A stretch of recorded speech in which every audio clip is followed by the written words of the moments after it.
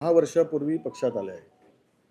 तिथे असलेले जुने जाणते कार्यकर्ते, ज्यांनी पक्ष सांभाळले गेले अनेक वर्ष, ज्यांच्या भरोश्यावर पक्ष वाढतो आहे आणि शिल्लक आहे. अशा लोकांना बाजूला सारून पक्ष पुढे जाईल का? हा खरा प्रश्न आहे. आणि या सगळ्यांसाठी गेली 20 वर्ष पक्षाची स्थिती कमकुवत असताना भक्कमपणे पक्षाला मजबूत करण्याचं काम त्या ठिकाणी मी केलेलं आहे. हे महाराष्ट्रातील आणि जिल्ह्यातील सर्व जनतेला ठाऊक आहे. अलीकडे झालेल्या नगर परिषदेमध्ये मी जीव ओतून काम केलं. नगण्य असा सहभाग खासदारांचा त्या ठिकाणी होता. हे तिथल्या आमदार खासदारांना माहीत आहे, आपल्या जनतेला माहीत आहे. त्यामुळे त्यानंतर जे काय नगराध्यक्ष झालेत, उपनगराध्यक्ष झालेत, हे सर्व त्यावेळेस आलं तर आम्ही विचार विनिमय करून मी जरी मेहनत केली असली तरी हे केलं. याही निवडणुकीमध्ये जवळपास 60 जागेपर्यंत आमच्या दोघांच्या सह्यानंतरच एबी फॉर्म वितरित झाला.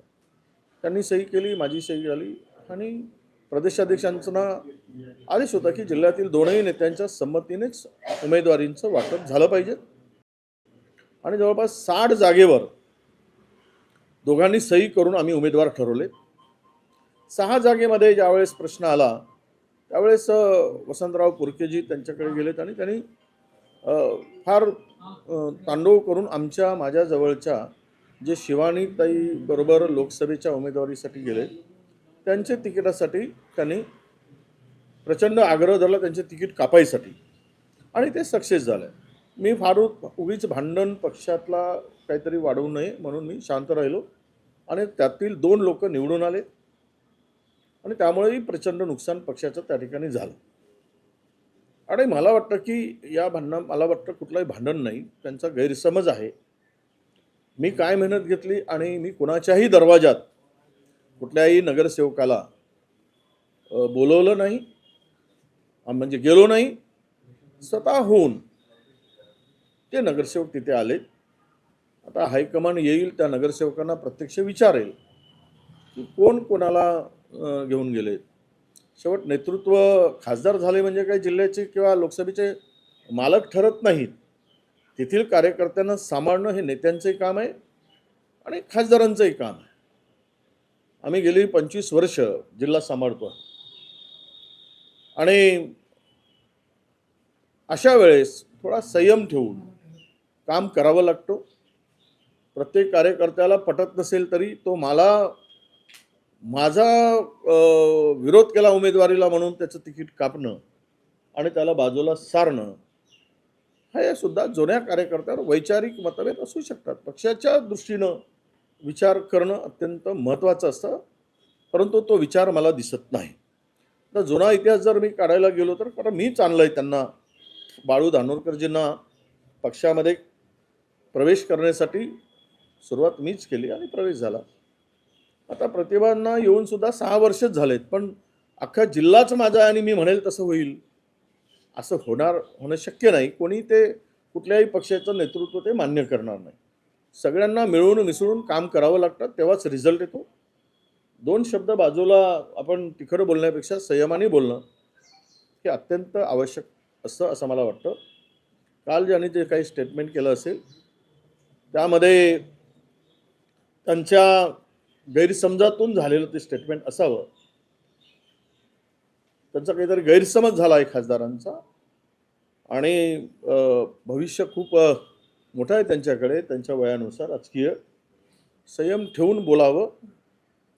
उलट मी जर असं म्हटलं की जे नगरसेवक आहेत त्यांना जर सोडलं तर सर्वच नगरसेवक माझ्याकडे येतील.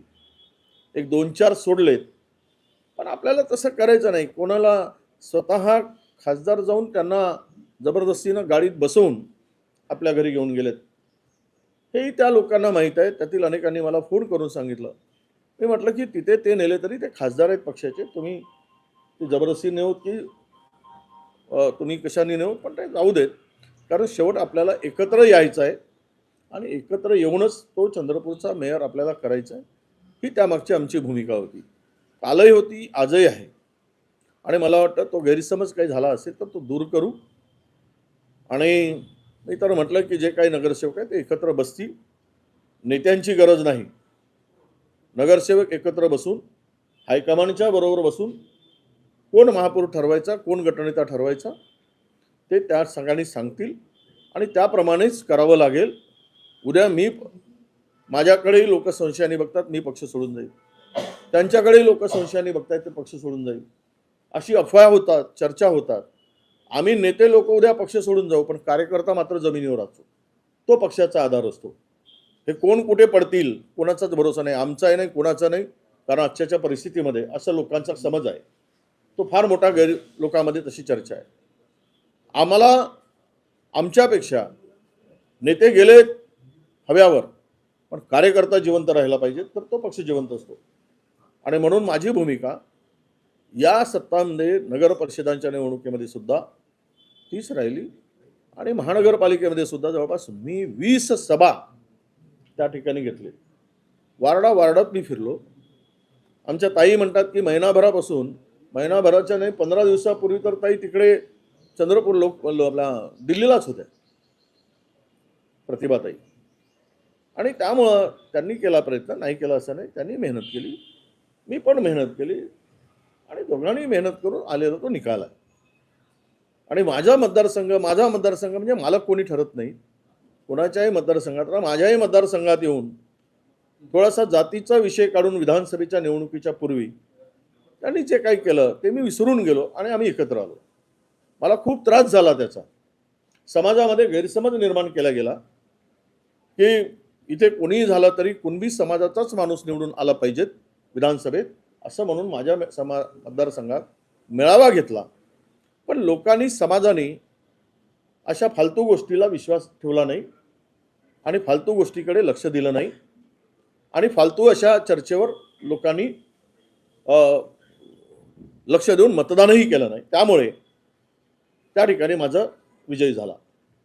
मला सगळ्या समाजाने मतदान केलं, त्यामध्ये कुणबी समाजाचा सुद्धा प्रचंड मोठा वाटा त्यामध्ये आहे. परंतु असाच समाज एखाद्या खासदारांनी एखाद्या आमदारांच्या मतदारसंघात जाऊन जातीय विष ओकणं, म्हणजेच खासदार धानोरकर काय फक्त एका समाजाच्या भरोशावर आला असं समज करून घेणं ते चुकीचं आहे. पण या ठिकाणी मला एवढंच सांगायचं की झालं गेलं गंगेला मिळून आपल्याला एकत्र येऊन पुढचा महापौर करावा लागेल. समज गैरसमज असतील ते काढावं लागेल आणि पक्षासाठी एकत्र येऊन लढावं लागेल. ही भूमिका आपल्याला आता पुढे घेऊन जायची आहे, या मताचा मी आहे. आपण आता बोलले की अप्पा सातत्याने येत असता की तुम्ही पक्ष सोडून जाता, तुम्ही किंवा यांचा हुकम कोण करता? आपण आता बोलले धानोरकर पक्ष सोडून जाणार आहे अशी चर्चा त्या मतदारसंघात आहे, त्याच्यामुळे तुम्ही असं म्हटलं का? नाही, आमच्याही संदर्भात अशा अफवा होतात, त्यांच्याही संदर्भात येत असतात. त्या अफवांना काही अर्थ नसतो. जर तसं असतं तर जीव ओतून आम्ही अंगावर घेऊन या निवडणुकामध्ये काम केलं नसतं. आम्ही भाजपाला फार होईल असं वातावरण निर्माण केलं असतं. पण आमची भूमिका गेली 20 वर्ष 25 वर्ष अनेक प्रलोभनं मला मिळाली, अनेक आश्वासनं दिली, अनेक जण माझ्या दरवाज्यात आले. पण मी माझ्या भूमिकेशी, माझ्या पक्षाशी मी प्रामाणिक, इमानदार आहे. मी यापूर्वी स्टेटमेंट केलं की मी जहलात जाईन पण भाजपमध्ये जाणार नाही. ही माझी भूमिका आहे. आपण आपली भूमिका स्पष्ट केली, पण खासदार मॅडम बद्दल आपण एक अफवा येतात त्यांच्याबद्दल येतात नाही, तुम्ही अर्धवट ऐकून मला विचारताय असं मला वाटतं. मी असं म्हणालो की सगळ्यांच्या संदर्भात अशा चर्चा, अफवा येत असतात. परंतु कार्यकर्ता हा जो आहे तो आहे तिथेच राहतो. त्या कार्यकर्त्याला दुःख होणार नाही, त्याच्यावर अन्याय होणार नाही, ही आपली सर्वांची जबाबदारी असते. त्यामुळे नेते येतील जातील, पण कार्यकर्ता जोपासतो तो खरा नेता असतो. कार्यकर्ता पक्षाचा आत्मा असतो. आज बैठक होणार होती, प्रदेशाध्यक्ष तुम्ही, धानोरकर आणि कुणाल चौधरी, त्या बैठकीचं काय झालं? होणार आहे की नाही होणार आहे? नाही, मला अजून निरोप मिळाला नाही, पण आज बैठक होणार आहे, प्रदेशाध्यक्ष येणार आहे आणि यामध्ये मला वाटतं की चांगला मार्ग निघेल. अजूनही आमच्याकडे बहुमत कुठे आहे? आमच्याकडे 30च आहेत, 3 अपक्ष धरून. आम्हाला अजून 4ची आवश्यकता आहे. 4 लोक यायला तयार आहेत, आमच्याबरोबर जोडायला तयार आहेत. 4 नाही 8 लोक जोडायला तयार आहेत. त्यांच्याबरोबर बोलणी माझी प्रत्यक्ष सुरू आहे आणि ते पक्षाच्या किंवा आयडिओलॉजीशी सगळे मिसळणारे आहेत. ते भाजपकडे जाणारी कोणी नाहीत. 2 बंडखोर ते पण भाजपकडे जाणार नाही, ते काँग्रेसच्या अनेक वर्षापासून काम करत आहेत मला वाटतं. आणि वंचितचे 2 आहेत आणि उभाटाचे 6 लोक आहेत आणि 1 BSP आहे. ती सर्व मंडळी काँग्रेससोबत राहील असं त्यांनी आम्हाला विश्वास दिला आहे. हो, प्रदेशाध्यक्ष आज नागपुरात येणार नाही अशी माहिती आहे, त्यांनी तशी माहिती दिली की येणार नाही. दुसरं, प्रदेशाध्यक्षांच्या सूत्राकडून असं कळतंय की जर हा वाद इथे मिटला नाही तर मग दिल्लीला जाईल, दिल्लीचे नेते सोडवतील चंद्रपूरमधला वाद. नाही, तिथपर्यंत जाण्याची गरज नाही. प्रदेश मला वाटतं की निरीक्षक पाठवून द्यावेत. सगळ्या नगरसेवकांना 1 to 1 विचारावं. एकेकाचे प्रत्यक्ष नगरसेवक काय म्हणणं आहे त्यांचं ऐकून घ्यावं. त्या पद्धतीनं कोणत्याही नेत्याचं न ऐकता, नेता काही पक्षाचा मालक नाही, कोणी जर स्वतःला मालक म्हणून मिरवत असेल तर कार्यकर्त्यांनी अशांचं थोबाड रंगवलं पाहिजे. तो मी असो की दुसरा असो, मालक कोणी असू शकत नाही. मालक पक्षाचे कार्यकर्ते आहेत आणि त्यांना विचारलं पाहिजे, नगरसेवकांना विचारलं पाहिजे आणि त्या पद्धतीनं तो निर्णय झाला पाहिजे. एकत्र त्यांना सगळ्यांना घेऊन जावं, विचारावं, चर्चा करावी, असं माझं मत आहे. भाऊ, काल प्रतिभा दानोळकर असे म्हणाले की जर माझ्या बाजूने निर्णय झाला नाही तर आम्ही सर्व सामूहिक राजीनामे देऊ. कोणीच राजीनामे देणार नाही. त्यांच्याबरोबर 3-4 नगरसेवक आहेत, तेही भाजपमधून आलेले काही नगरसेवक आहेत जे घोटेकर आहेत. तिथे विधानसभेच्या निवडणूक लढलेल्या 90,000 मतं घेतलेल्या माणसाची तिकीट जबरदस्तीने कापून घोटेकर नावाच्या भाजपमधून आलेल्या नगरसेवकाला त्याच प्रभागात तिकीट दिली, त्याचा प्रभाग बदलो. त्यावरही खूप शंका लोकांमध्ये आहे. त्यामुळं कुठेच नगरसेवक कोणाच राजीनामा द्यायचा प्रश्नच नाही. राजीनामा कोणीही द्यायला तयार नाही. या सगळ्या दबाव तंत्राचा वापर आहे. उद्या जर सोडले सगळे नगरसेवक माझ्याकडे येतील, मला पूर्ण विश्वास आहे, कारण माझ्या नेतृत्वामध्ये त्यांचा विश्वास आहे. हो, तुम्ही भाजपची बी टीम आहे, सुधीर मुनगंटीवार जो दावा करताय की आमचा महापौर बनेल तो तुमच्या शब्दांमुळे करता, असा देखील दानोळकरांनी तुमच्यावर गंभीर आरोप केला. नाही, कोण बी टीम आहे कोण ए टीम आहे हे निवडणुकीच्या निकालामध्ये सिद्ध झालेलं आहे. कोणाच्या विरुद्ध कोण बोलले, कोण आपला तोंड बंद करून शिवून ठेवले होते विरोधात बोलताना, हेही त्या चंद्रपुरातील जनता जाणते आहे. कोण कोणावर टीका केली, कोण कोणावर आरोप केला आणि विरोधी सत्ताधाऱ्यावर तुटून कोण पडला, हे चंद्रपूर नव्हे महाराष्ट्र जाणतोय. त्यामुळे अशा फालतू गोष्टीकडे मी लक्ष देत नाही. त्यांचं म्हणणं आहे की तुम्ही ब्रह्मपुरी तुमचा मतदारसंघ गडचिरोली येतो, त्यामुळे चंद्रपूरमध्ये तुम्ही हस्तक्षेप करू नका. जर तुम्हाला तिथं हस्तक्षेप माझी लोकसभेची उमेदवारी डिक्लेअर झाली होती. मी माझ्या मुलीसाठी लोकसभा मागितली होती. ते म्हणले की तुम्ही लढा, पण मला विधानसभा लढायची. लोकसभेचा क्षेत्र कोणाचा आहे, मी नेता आहे आणि जिल्ह्यात मी 25 वर्ष झाले काम करतोय. ज्यावेळेस दानोळकरांचा उदय नव्हता, ते पक्षात नव्हते, आत्ता तर 6 वर्षापूर्वी आले आणि त्यांनी म्हणायचा माझा लोकसभा आहे आणि त्यांनी हस्तक्षेप करू नये. मी जोपासलेल्या कार्यकर्त्याच्या भरोशावर पहिल्यांदा भाऊ दानोळकर खासदार झाले, हे कधी विसरू नये. आज जे भाऊ पडले त्यांचे 25,000च मतं घेतले, डिपॉझिट गेली. त्यावरून समजून घ्यायला पाहिजे की जनतेचा कल कोणत्या बाजूला आहे. ते असंही म्हणाले की जर का समजा पक्ष आमची दखल घेणार नाही तर आम्ही सामूहिक राजीनामा देऊ. मी झालं ना, विचारलं ना, कसं उत्तर दिलं ना. किशोर जोरगेवार तुमचे 10 नगरसेवक आमच्या संपर्कात आहेत. किशोर जोरगेवार. तो किशोर जोरगेवारचेच नगरसेवक आमच्या संपर्कात आहेत. तो खोटं बोलतोय. कोणतेही काँग्रेसचे नगरसेवक त्यांच्या संपर्कात नाही, ही अफवा पसरवतोय. सर्व नगरसेवक आमचे सुरक्षित आहेत, आमच्या बरोबर आहेत. वडेट्टीवारकडे 15 नगरसेवक आहेत, 12 नगरसेवक हे दानोळकरकडे आहेत. दोन्ही गटातील नगरसेवक हे भाजपच्या संपर्कात असल्याचे म्हणण्या कारण की त्याला कोंडून ठेवले नगरसेवकांना. काही नाही, सगळ्यांचे फोन सुरू आहेत, सगळ्यांचे मोबाईल सुरू आहेत, माझ्याकडचे तरी सुरू आहेत. आता मला माहित नाही त्या 12 नगरसेवकांचे आहेत की नाही, ते तुम्ही संपर्क करा. भाऊ, आज जर बैठक झाली की प्रदेशाध्यक्ष येणार नाही तर मग पुढचं पाऊल काय असेल, कधी तोडगा निघेल ना तोडगा. निवडणुकीच्या पूर्वी तोडगा निघेल. महापौर काँग्रेसचा होईल, सगळे लोक काँग्रेस बरोबर येतील, काँग्रेस एकत्र राहील, हा मला विश्वास आहे. काल प्रतिभा दानोळकर असं बोलले की तुम्ही त्या 15 लोकांना जबरदस्ती रॅलीतनं उचलून दिलं. नाही, माझ्या कोणताही समर्थक रॅलीत गेला नाही. स्वतः खासदार रॅलीमध्ये जाऊन हात पकडून पकडून अर्ध्या रॅलीतून उचलून नेले, हे संपूर्ण शहरात माहीत आहे. मी कधी घरचा आलो नाही ना, माझा कार्यकर्ता कोणी गेला नाही. स्वेच्छेनं सगळी पत्रकार मंडळी बसून होती, त्यांच्या पुढे बॅगा घेऊन घेऊन चंद्रपूरचे लोक पत्रकार पूर्ण बसून होते, बॅगा घेऊन घेऊन स्वतःहून ती सगळे नगरसेवक आलेत की भाऊ आम्ही तुमच्याबरोबर आहोत आणि तुम्हीच इथे महापौर करू शकता, हा मला विश्वास आहे. तुमच्या मेहनतीचं हे फळ आहे असं त्या नगरसेवकांनी सांगितलं. भाऊ, त्यांचा हा देखील आरोप आहे की या वादाची सुरुवात विजय वडेट्टीवार यांनी केलेली आहे, असं देखील तुम्हाला नाही, वादाची सुरुवात कोणी केली म्हणण्यापेक्षा कोण काय म्हणू देत ते आरोप. वादाची सुरुवात कोणी झाली हे चंद्रपूर जिल्ह्यातील जनतेला ठाऊक आहे आणि त्यावर अधिक बोलण्याची गरज नाही. हो, आज सुप्रीम कोर्टात सुनावणी आहे आरक्षणाबाबत, ओबीसी आरक्षणाबाबत. आज ओबीसी आरक्षणाचा निकाल जर झाला तर अनेक महापालिकेमध्ये ओबीसीचं आरक्षण कमी होईल. मग छाती बळवून घेणाऱ्यांना उद्या जनता जाब विचारेल की तुम्ही ओबीसीचं आरक्षण कमी का होऊ दिलात.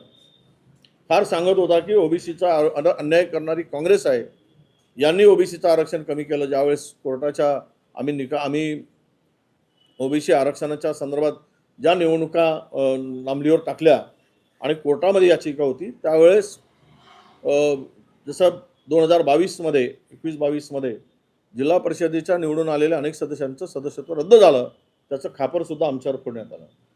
म्हणजे हे सगळं त्यांनी करायचं आणि खापर आमच्यावर फोडायचं. उद्याचा निकाल 22 तारखेचा निकाल, उद्या अनेक नगरसेवकांचे नगरसेवकपद जर अतिरिक्त ठरवून निघाले तर या पापाचे वाटेकरी हे आणि हे सगळं जे काही आहे याला जबाबदारी ही भारतीय जनता पक्षाची राहणार आहे आणि घोर फसवणूक ओबीसीची झाल्याचं ओबीसी बांधवांच्या लक्षात येईल असं मला वाटतं. शिवसेना कुणाची याची पण सुनावणी राष्ट्रवादी राष्ट्रवादी प्रमुख. मला वाटतं की आता मुंबई महानगरपालिकेच्या निवडणुका आहेत. निवडणुका आले की कोर्टामध्ये अंतिम सुनावणी सुरू होते आणि निवडणुका संपली की थंड बस्त्यात पडताय असा अनेकांचा लोकांचा समज आहे. त्यामुळे सुप्रीम कोर्टांच्याकडनं अपेक्षा आहेत आमच्या आणि कोर्टांना विनंती आहे की काय एकदाचा निर्णय घेऊन टाका, कुणाचा पक्ष आहे ते ठरवून टाका. पण आता तारीख पे तारीख जी झाली त्यामुळे लोकांमध्ये याही वेळेस काही निकाल लागेल अशा प्रकारची शंका लागणार नाही आणि हे पुढे तारीख जाईल अशी शंका आहे. शेवट सर्वोच्च न्यायालयाचा तो अधिकार आहे, तो निर्णय त्यांना घ्यायचा आहे, पण लवकरात लवकर निर्णय व्हावा ही जनतेची भावना आहे. भाऊ, चंद्रपूरच्या कार्यकर्त्यांना भीती वाटते की धानोरकर जे पुढचा निर्णय घेतील, पुढचं पाऊल उचलतील, त्यामुळे भाजपचा फायदा होईल. या शंकेबद्दल तुम्हाला काय? नाही ना, अजिबात काही भाजपचा फायदा होत नाही. माणसं येतात जातात, कार्यकर्ता आहे त्या ठिकाणी राहतो. मी सांगितलं यापूर्वीच, नेते काय आलेत, आता मी आलो दुसऱ्या पक्षातून, ते दुसऱ्या पक्षातून आले, ते आता आलेत. मी 25 वर्ष काम करतोय. मृतावत असलेल्या पक्षाला मी जिवंत केलं आहे, मेहनत केली, घाम गाळलं, सर्व केलं. बँक आणली, बँक कोणामुळे गेली? भाजपच्या ताब्यात. याला जबाबदार कोण आहे? जनतेतली लोक, चंद्रपूर जिल्ह्यातील जनता हे सगळं बघत आहे ना, त्यांना माहीत आहे कोणाशी कोण हातमिळवणी करून बँक घालवली. त्यामुळे मला त्यावर अधिक वाद वाढवायचा नाही आहे. पण कार्यकर्ता आहे तो कार्यकर्ता आहे तिथेच आहे. कोणी राजीनाम्याचा वगैरे कार्यकर्त्यांच्या डोक्यात अजिबात विश्वास होऊ शकत नाही. आता हे जर मी निवडणुका जिंकलोच म्हणतायत तर त्यांनी ज्या आपल्या समर्थकांना उमेदवारी दिली ते सर्व समर्थक का पडलेत निवडणुकीत? सर्व समर्थक पडलेत आणि त्यामुळे फटका बसला पक्षाला. ते का निवडून येऊ शकले नाहीत? की जनतेमध्ये त्यांचा काय विश्वास आहे की नाही हाही प्रश्न जनता विचारते. सत्तेच्या उंबरठ्यावर चंद्रपूरमध्ये पोहोचले असताना दोन नेत्यांच्या वादात सत्ता तर हाती जाणार नाही ना अशी भीती एक निर्माण झाली. नाही, सत्ता वगैरे काही जात नाही. हे वाद छोटासा वाद आहे. हा वादावर पडदा टाकला जाईल आणि आम्ही टाकू. मुंबईतल्या सत्ता स्थापनेमध्ये शिंदेंनी महापौर पद मागितलं असं अजूनही तोडगा निघालेला नाही. काय वाटतं? भाऊ, अशी पण माहिती आहे की शिंदे काल रात्री दिल्लीला जाऊन काही भाजप नेत्यांना भेटून आलेला आहे. काय असं आहे, ते मुंबईची सत्ता 25 वर्ष सेनेच्या हातात होती. तेथील अनेक नगरसेवकांना वाटतं की भाजपाचा महापौर झाला तर आमचं भविष्य अंधकारमय आहे असं त्या नगरसेवकांचा समज आहे. अशी माहिती आमच्याकडे आहे आणि त्यामुळं कदाचित शिंदे सेनेला वाटत असेल की उद्या महापौर भाजपचा होऊ नये, आमचा व्हावा अशी त्यांची इच्छा असेल आणि त्या इच्छेसाठी कदाचित शिंदे साहेब दिल्लीला गेले असतील. आमच्याकडे 30च आहेत, 3 अपक्ष धरून. आम्हाला अजून 4ची आवश्यकता आहे. 4 लोक यायला तयार आहेत, आमच्याबरोबर जोडायला तयार आहेत. 4 नाही 8 लोक जोडायला तयार आहेत. त्यांच्याबरोबर बोलणी माझी प्रत्यक्ष सुरू आहे आणि ते पक्षाच्या किंवा आयडिओलॉजीशी सगळे मिसळणारे आहेत. ते भाजपकडे जाणारी कोणी नाहीत. 2 बंडखोर ते पण भाजपकडे जाणार नाही. ते काँग्रेसच्या अनेक वर्षापासून काम करत आहेत मला वाटतं आणि वंचितचे 2 आहेत. आणि उभाटाचे 6 लोक आहेत आणि एक BSP आहे. ती सर्व मंडळी काँग्रेससोबत राहील असं त्यांनी आम्हाला विश्वास दिला आहे. हो, प्रदेशाध्यक्ष आज नागपुरात येणार नाही अशी माहिती आहे, त्यांनी तशी माहिती दिली की येणार नाही. दुसरं प्रदेशाध्यक्षांच्या सूत्राकडून असं कळतंय की जर हा वाद इथे मिटला नाही तर मग दिल्लीला जाईल, दिल्लीचे नेते सोडवतील चंद्रपूरमधला वाद. नाही, तिथपर्यंत जाण्याची गरज नाही. प्रदेश मला वाटतं की निरीक्षक पाठवून द्यावेत. सगळ्या नगरसेवकांना 1 to 1 विचारावं. एकेकाचे प्रत्यक्ष नगरसेवक काय म्हणणं आहे त्यांचं ऐकून घ्यावं. त्या पद्धतीनं कोणत्याही नेत्याचं न ऐकता, नेता काही पक्षाचा मालक नाही, कोणी जर स्वतःला मालक म्हणून मिरवत असेल तर कार्यकर्त्यांनी अशांचं थोबाड रंगवलं पाहिजे. तो मी असो की दुसरा असो, मालक कोणी असू शकत नाही. मालक पक्षाचे कार्यकर्ते आहेत आणि त्यांना विचारलं पाहिजे, नगरसेवकांना विचारलं पाहिजे आणि त्या पद्धतीनं तो निर्णय झाला पाहिजे.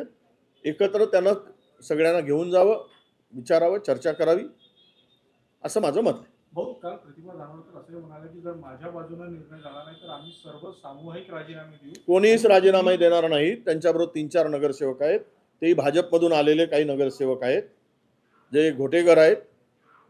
तिथे विधानसभेच्या निवडणूक लढलेल्या 90,000 मतं घेतलेल्या माणसाची तिकीट जबरदस्तीने कापून घोटेकर नावाच्या भाजपमधून आलेल्या नगरसेवकाला त्याच प्रभागात तिकीट दिली, त्याचा प्रभाग बदलवून. त्यावरही खूप शंका लोकांमध्ये आहे. त्यामुळं कुणीच नगरसेवक कोणाच राजीनामा द्यायचा प्रश्नच नाही.